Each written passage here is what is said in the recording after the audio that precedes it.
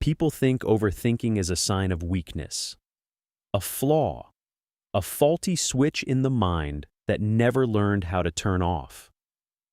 Psychology disagrees completely. Some of the most intelligent, most aware people on this planet overthink more than everyone else.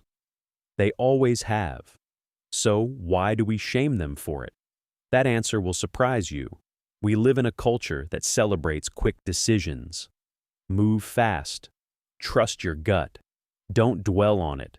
Stop living in your head. Just let it go. We hand the microphone to the fastest talker in the room. We promote the person who answers before the question is even finished. We treat hesitation like a confession and certainty like a virtue, even when the certainty turns out to be wrong, and the person who pauses, who weighs, who wonders, who lies awake at 2 a.m, turning a conversation over like a stone, that person gets told they have a problem. But here's what psychology has quietly uncovered. People who overthink are often not indecisive. They are not weak. They are not broken. They're wired differently. Today, we're pulling back the curtain on the hidden psychology of people who overthink everything. What drives it, what it reveals about the mind underneath, and why most of us have been misreading it our entire lives.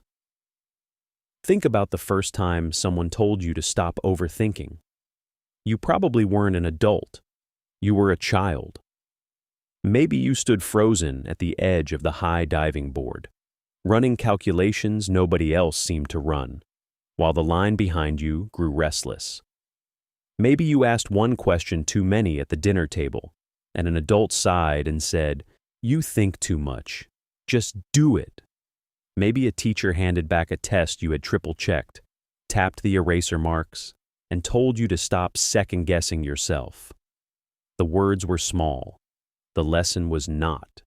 You learned very early that the most natural movement of your mind, the instinct to look closer, was something to apologize for. So you started hiding it. You learned to nod quickly and decide out loud, while the real deliberation kept running underneath, in private, where nobody could shame it.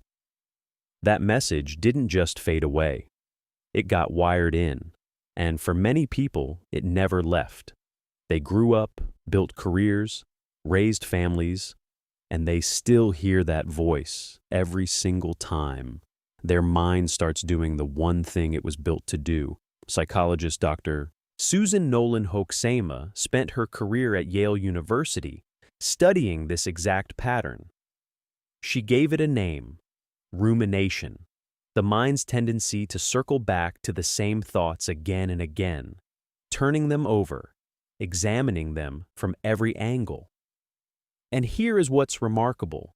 When she surveyed adults, more than half of the people in midlife described themselves as chronic overthinkers.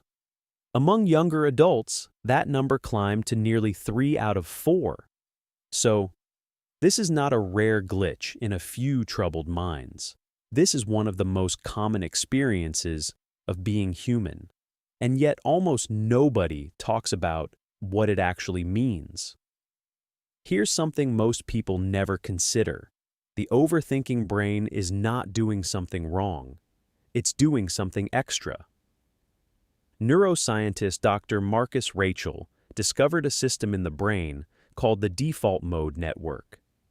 It's the network that switches on when you're doing nothing at all.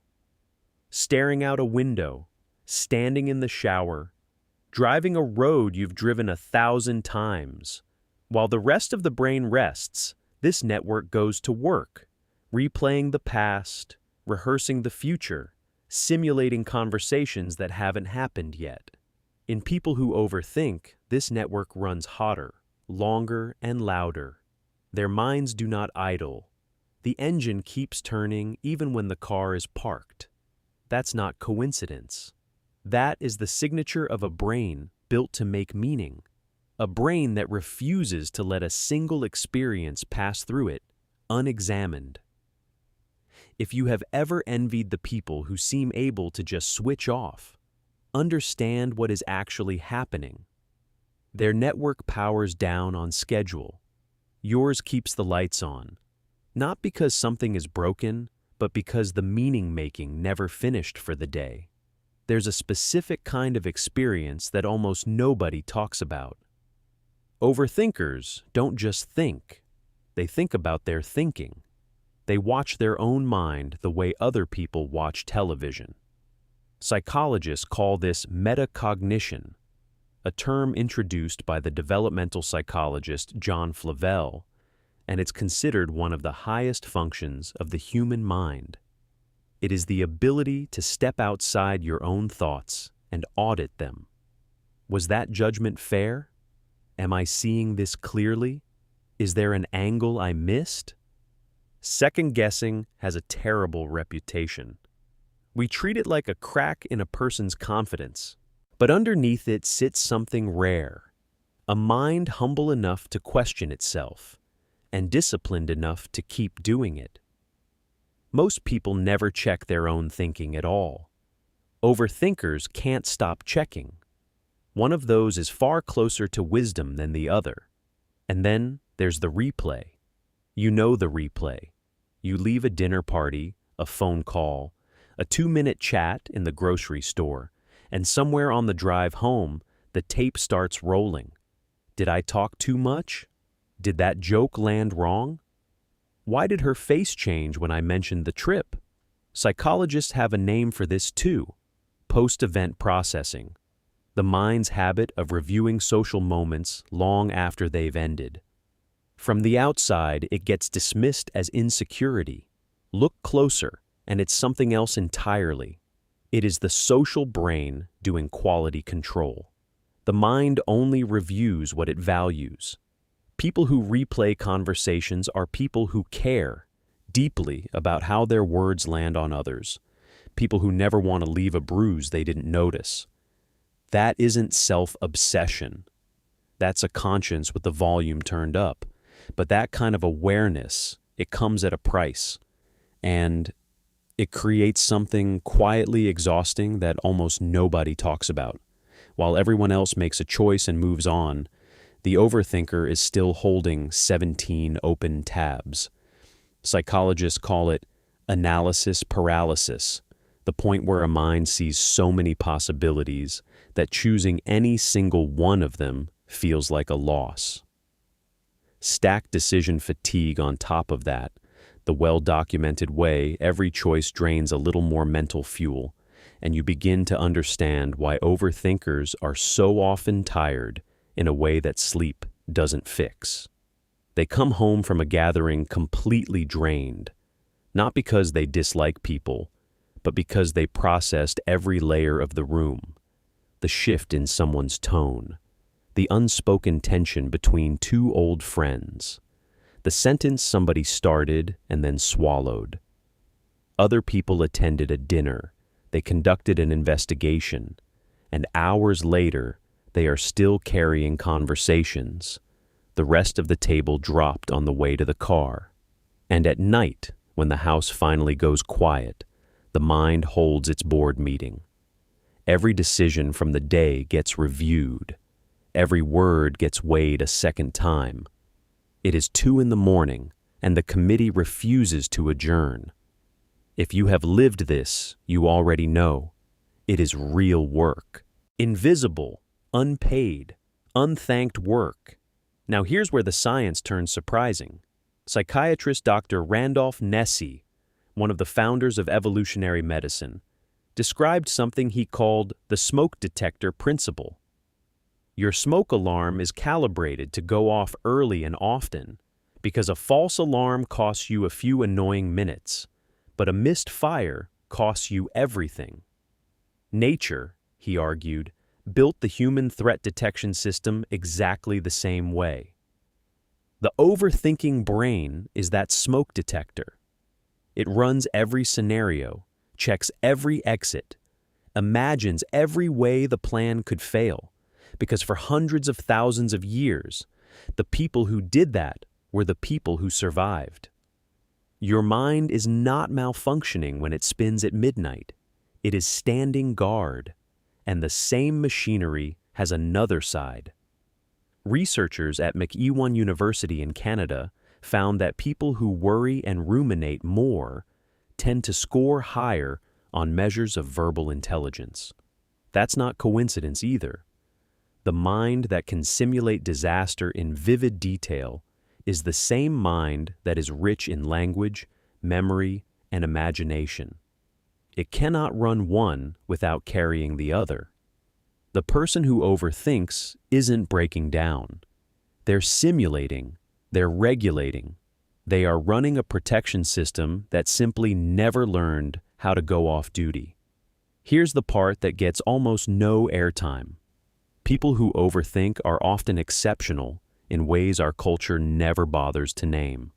They're the ones who catch the flaw in the plan 3 weeks before it surfaces and quietly fix it while everyone else is celebrating early. They read subtext like a first language. They notice when your voice changes, when your messages get shorter, when something is wrong that you haven't said out loud yet. They remember what you mentioned in passing months ago because nothing you say passes through them carelessly.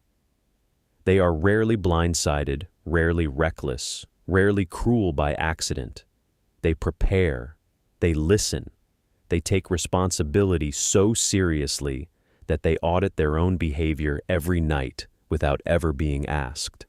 And in relationships, especially later in life, this becomes something close to a superpower. Long after other people have stopped truly paying attention to the ones they love, the overthinker is still studying them, still asking whether they are really okay, still catching the small changes that signal something deeper. That isn't weakness wearing the wrong label.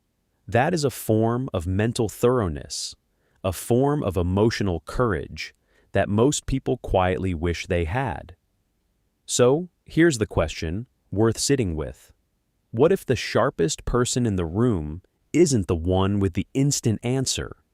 What if it's the one still turning the question over, checking the one side of it nobody else thought to check? What if overthinking isn't the opposite of clarity? What if it is the clarity, arriving the only way deep clarity ever arrives? Slowly, thoroughly, and from every direction at once. People who overthink everything have been misread for most of their lives, labeled as indecisive, told to lighten up, to get out of their heads, to stop making things complicated, made to feel like something fundamental about them needs fixing. But psychology tells a different story. Overthinking often means a powerful default mode network that refuses to waste a single experience. It means rare metacognition, the ability to question your own mind instead of obeying it blindly. It means a conscience that reviews every word because every word matters. It means a vigilant, protective intelligence that evolved to keep the people around it safe. If you have spent decades being told you are too much, too deep, too slow to let things go, hear this clearly. The trait you were taught to apologize for may be the most sophisticated thing about you. That's not something to hide. That's something to understand. If this video changed the way you see people who overthink, even just a little, subscribe for more psychology insights that reveal what most of us never stop to notice. And drop a comment below. Do you think overthinking is a weakness or a hidden strength?